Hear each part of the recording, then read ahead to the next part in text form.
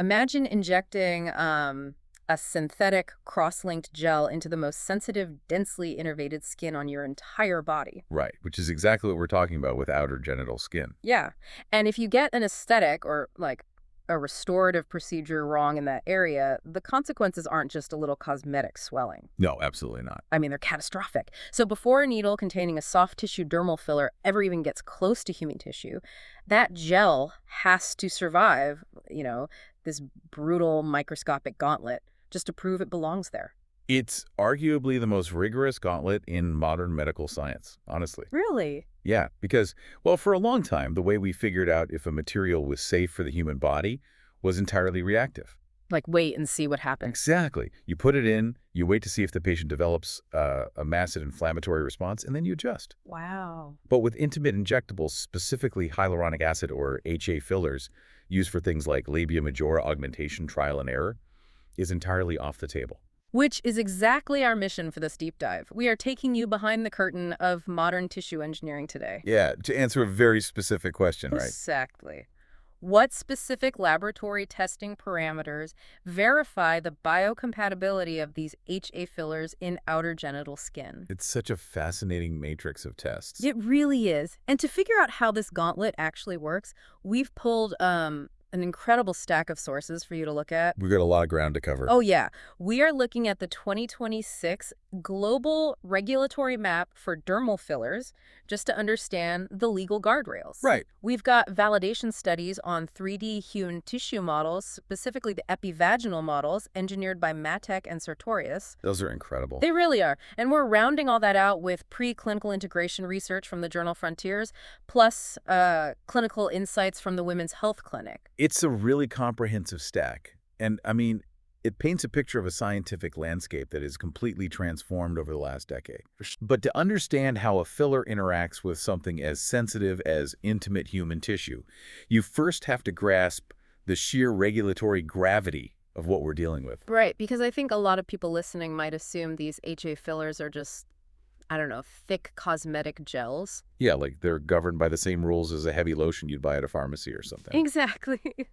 But looking at the 2026 regulatory map, that couldn't be further from the truth. No, not at all.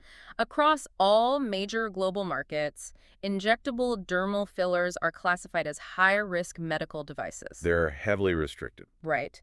In the U.S., the FDA classifies them as Class 3 devices, which requires rigorous pre-market approval. China's NMPA does the same thing, Class 3. Yeah. And down in Brazil, Anvisa places them in their absolute highest risk category, Class 4. And that classification, that's your first real clue about the stakes here. Right. Being a Class 3 or a Class 4 medical device means these products face the strictest pre-market scrutiny on Earth. They don't mess around. No. The very first hurdle they must clear, like the absolute baseline test before they can move to any complex tissue modeling, is a test for cytotoxicity. Governed by that international standard, right. ISO 109935. Exactly. So I was reading through the standard in our sources, and the premise is straightforward. Like, does this substance outright kill living cells? That's a baseline, yeah. But the methodology totally threw me for a loop. The labs test these HA fillers using a very specific cell line called L929 mouse fibroblasts. Yes, the L929 cells. Okay, let's unpack this. Because I have to be honest, that makes zero sense to me. We are talking about developing a product for human genital skin. Right. Why on earth are scientists using isolated mouse cells as the ultimate gatekeeper? Well, it sounds completely counterintuitive when you first read it, I agree. And it's a limitation the researchers themselves openly acknowledge. Oh, they know it's weird. Oh, yeah. They aren't using the L929 mouse fibroblast because it perfectly mimics the complexity of human genital skin. Not at all. Then why use it? They use it because it is the universally standardized model prescribed by ISO 109935.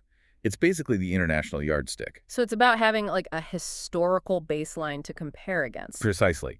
This specific cell line has been used for decades across thousands of different biomedical materials. Okay, that makes more sense. Right. So by using the exact same mouse cells, scientists can directly compare the safety data of a brand new HA filler against a massive historical database of literally every biomaterial ever tested. Got it.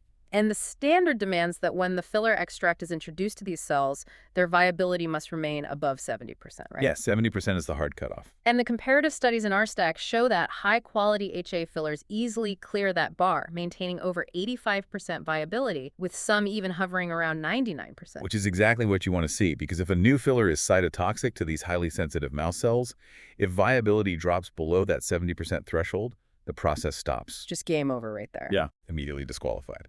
But, surviving a petri dish of isolated mouse cells is a very low bar when you consider the reality of human anatomy. For sure, because outer genital skin isn't just a loose collection of cells floating in a dish. Right. It's a thick, complex, multi-layered organ that deals with friction, moisture, and like a really active immune system. It's an incredibly dynamic environment. So once a filler proves it isn't an outright poison to mice cells, how do labs actually simulate the physical reality of human tissue to test for irritation? Historically, this is where the science relied heavily on animal testing. Right. And it was fraught with both bioethical and scientific flaws. For vaginal and genital irritation, the historical gold standard was the rabbit vaginal irritation test, commonly referred to as the RVI. Yeah, the sources detail this, and it's a pretty grim methodology. It really is. Scientists would expose mature rabbits to the test article daily for 10 days. Or they would use the primary skin irritation test, applying extracts to intact or even purposely abraded rabbit skin for 24 hours. Just incredibly harsh. And then the primary method for gathering data was just looking at it.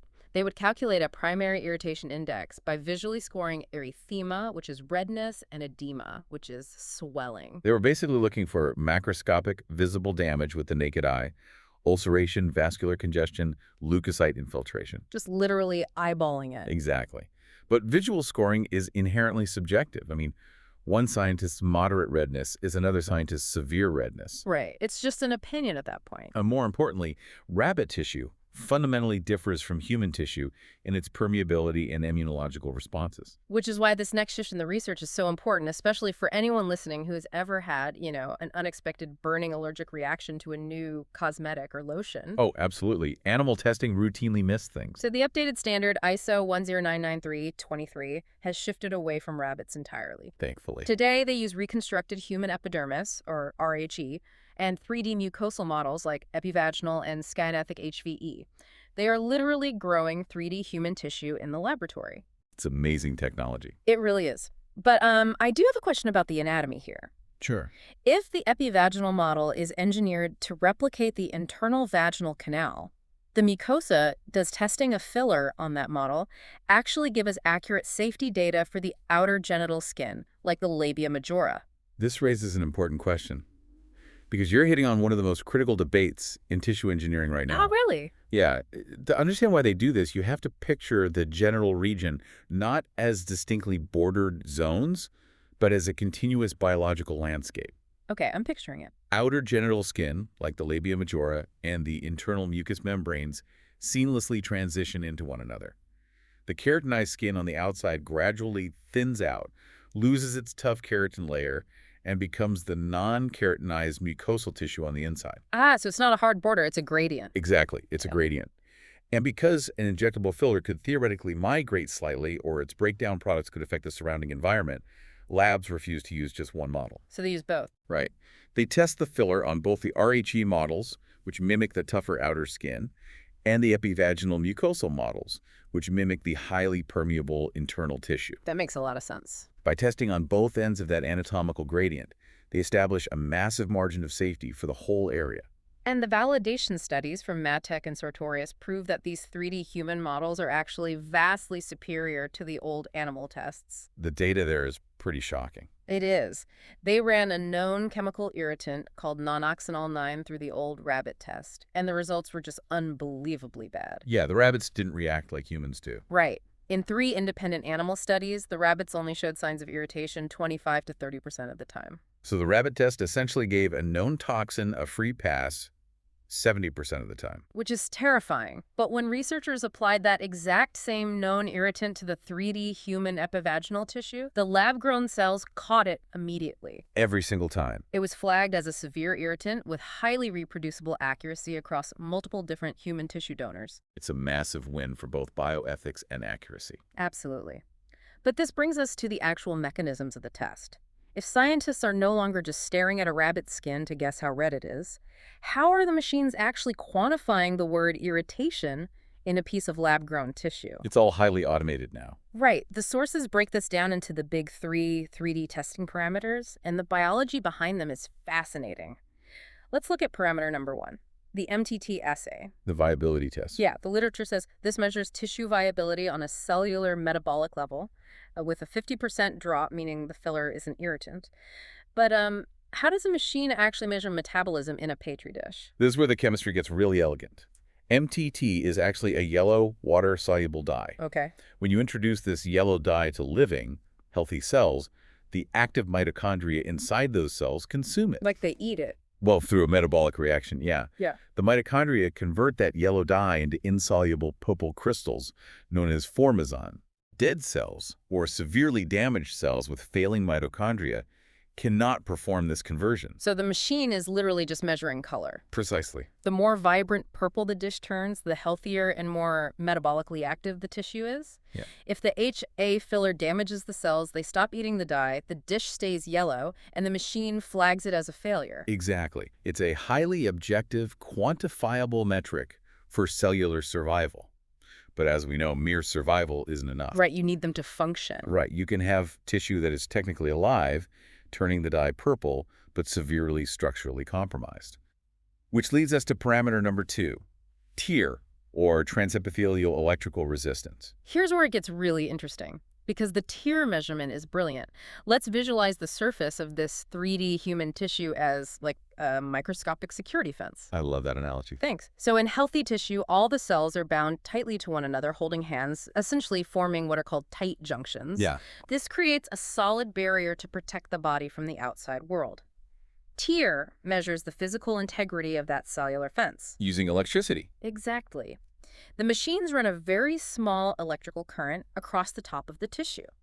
If the HA filler stresses the cells even slightly, they let go of each other. The tight junctions break down. The structural fence gets microscopic holes in it. Right. And because there are holes, the electrical current suddenly flows through the tissue far too easily. And the electrical resistance plummets. It plummets. It's an incredibly sensitive physical measurement. If the TEER value drops below 50% of its baseline, you know the filler has breached the tissue's barrier function. Even if the cells are still alive. Even if they're technically still alive and passing the MTT test, they are no longer protecting the body. And that naturally triggers the third parameter, inflammatory cytokines. The sources focus specifically on 2 markers for this, IL-1A and IL-1B. The MatTek studies show that if a filler causes a significant increase in these cytokines, like anything over a 100% increase compared to the control, it acts as a chemical alarm bell for severe inflammation. But how do these invisible chemicals actually cause inflammation? Well, cytokines are essentially messenger proteins. When a cell in your genital skin is subjected to toxic stress from, say, a poorly formulated filler, it panics. It freaks out. Yeah, it synthesizes and secretes IL-1A and IL-1B out into the surrounding tissue.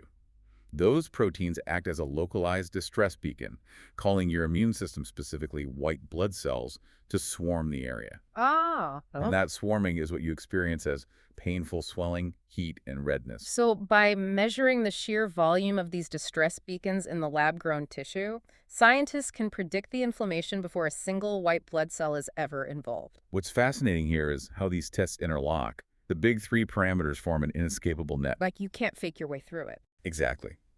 A poorly cross-linked, highly acidic filler might slide under the radar of the MTT viability test if it doesn't kill the cells outright. Right. But that same acidic stress will cause the cells to break their tight junctions, failing the TEER electrical test. Makes sense. Or even if the fence somehow holds, the cells will be so chemically stressed that they pump out massive amounts of IL-1A cytokines, failing the third test. Yeah. You just cannot fool all 3 mechanisms. Okay, so let's say a high-quality HA filler has survived the baseline mouse cells.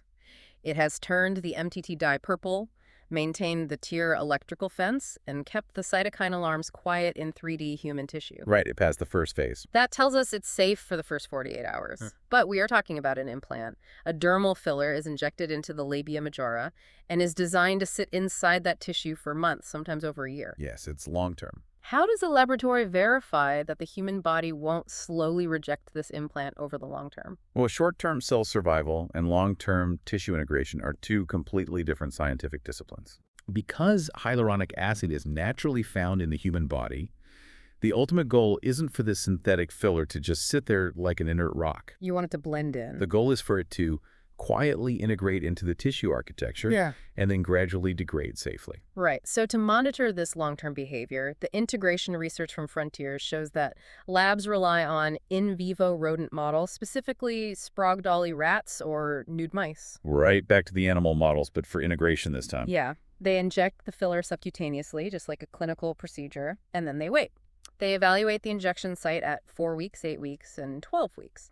And they do this using something called hematoxylin eosin staining, or H staining. Yes. What exactly are they looking for under the microscope with these specific stains? So HE staining is a foundational technique in histology because it provides incredible contrast.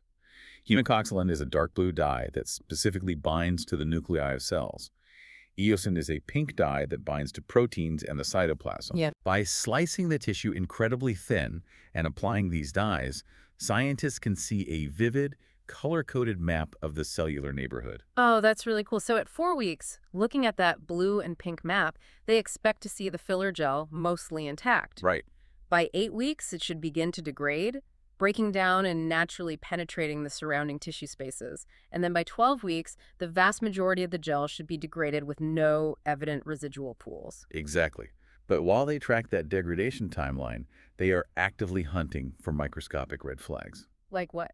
Well, the deep blue hematoxylin stain makes immune cells, like lymphocytes, highly visible. If scientists look through the microscope and see a massive swarm of blue nuclei surrounding the filler at 12 weeks, that indicates lymphocyte infiltration. Meaning the body is attacking it. It means a chronic, ongoing inflammatory war is being waged between the animal's immune system and the filler. They are also checking to ensure the filler hasn't caused the formation of sterile abscesses or foreign body granulomas, right? Which is essentially the body walling off the filler with dense scar tissue because it can't degrade it properly. Exactly. A successful 12-week test means the filler quietly provided structural volume and then faded away without leaving any trace of immunological conflict. It just did its job and left. Right.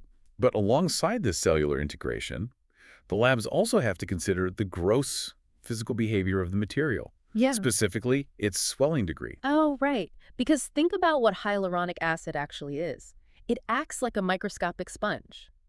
It is famous for its ability to bind massive amounts of biological fluid. Yes. In a rigid area like the jawline, some swelling is manageable. But if you put a super absorbent microscopic sponge into a confined, highly innervated space like the labia majora, and that filler has an excessive swelling degree, you aren't just going to get mild discomfort, you are going to get severe mechanical tissue damage and distension. Exactly. The physical cross-linking of the HA must be perfectly calibrated. The lab parameters must definitively prove that the filler's fluid absorption is strictly controlled, predictable, and self-limiting before it is cleared for intimate use. So if you are keeping track at home, we have tested this material against mouse cells, against 3D human tissue barriers, against rat immune systems over a 12-week timeline, and we've mapped its physical swelling limits. It's exhaustive. That feels like the absolute pinnacle of safety testing. But there is one final frontier in this regulatory matrix, and it fundamentally changes how we view biocompatibility. I think you're referring to the 2024 Society of Toxicology data. Yes. The SOT 2024 data presented by MatTech. This is a massive paradigm shift. It really is. We have realized that testing a filler against human cells is only half the equation, because your human cells aren't alone. We have to test this injectable against the millions of microscopic organisms that naturally live on top of your cells, the microbiome ecosystem. It is arguably the most exciting development in modern toxicology. Oh, definitely. The outer genital region and the vaginal mucosa are host to a delicately balanced microbial ecosystem. This microbiome isn't just along for the ride. It plays an active, critical role in maintaining mucosal health, reinforcing barrier defense, and preventing pathogenic infections. So what does this all mean? To test how a filler impacts this ecosystem, labs are now taking those 3D epivaginal tissues and actively co-culturing them with live bacteria. They put the bacteria right on the tissue? Yeah, they expose the tissue to normal, healthy flora, specifically a vital bacteria called lactobacillus ingressors.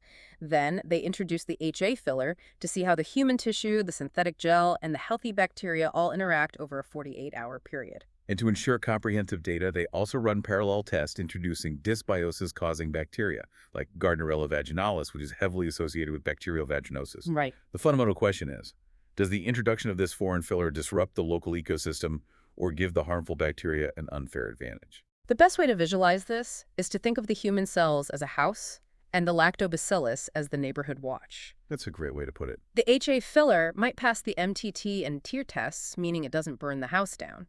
But what if the filler's pH level, or its cross-linking agents, or its degradation byproducts create an environment that kills off the neighborhood watch? The results of these specific co-cultures are incredibly illuminating. When the healthy lactobacillus is present and thriving alongside a safe filler, the 3D tissues maintain their vibrant purple MKT viability and their tight tear electrical fences. Everything stays healthy. But when a material disrupts that balance, or when Gardnerella is introduced, researchers observed a physical perturbation of the tissue architecture itself. Specifically, the glycogen-filled layer of the tissue became noticeably thinner. And that glycogen layer is essentially the food source that sustains the healthy bacteria. Exactly. If the filler degrades that layer, it starves the neighborhood watch. The bad bacteria move in, and the patient is left incredibly vulnerable to secondary infections. Right. The filler didn't hurt the human tissue directly, but it destroyed the biological neighborhood. By co-culturing the 3D tissue with the microbiome, scientists can ensure the filler respects the entire ecological environment. It represents the absolute cutting edge of preclinical safety validation. We have moved from a generalized binary idea of do no harm to a highly specific ecological understanding of molecular tissue interaction. Which brings this entire deep dive right back to you, the listener. Because all of this microscopic data has real-world stakes. Very real stakes. If you are ever exploring intimate aesthetic procedures, whether that is for functional restoration, treating age-related atrophy, or cosmetic augmentation of the labia majora, you now know exactly what is happening behind the scenes. You're informed. When a clinician hands you a brochure and uses the word biocompatibility, you know it isn't just a marketing buzzword designed to make you feel safe. It is the result of years of compounding scientific rigor. It is a rigorous, multi-layered gauntlet. It means that specific gel had to survive the L929 mouse fibroblasts. It had to turn the MTT dye purple, pass the tear electrical fences, and keep the cytokine distress beacons quiet in lab-grown 3D human tissue. Yep. It had to prove it wouldn't cause swarming lymphocytes or granulomas during a 12-week HE blue and pink staining test. And it had to prove it could live in perfect harmony with a microscopic neighborhood watch of healthy bacteria. It's a lot to go through. That is the matrix of science working tirelessly to ensure your safety. And while that matrix is incredibly advanced today, it's worth considering where the science is heading next. We talked about how testing used to be reactive and how today it relies on generalized 3D models from anonymous donors. Right. But as we rapidly advance into the era of personalized medicine, how far are we from a future where biocompatibility becomes entirely individualized? Oh, wow. Consider this. What if, in the near future, your doctor could take a simple swab of your own stem cells and a swab of your own highly specific genital microbiome? They could send those swabs to a lab to culture a personalized 3D tissue model of your exact anatomy. They could test the specific HA filler on your biological twin, measuring your unique tear response, your specific cytokines, and your personal lactobacillus ecosystem before a needle ever even touches your skin. Testing the exact architectural blueprint before making a single alteration. That is an incredible thought to leave on.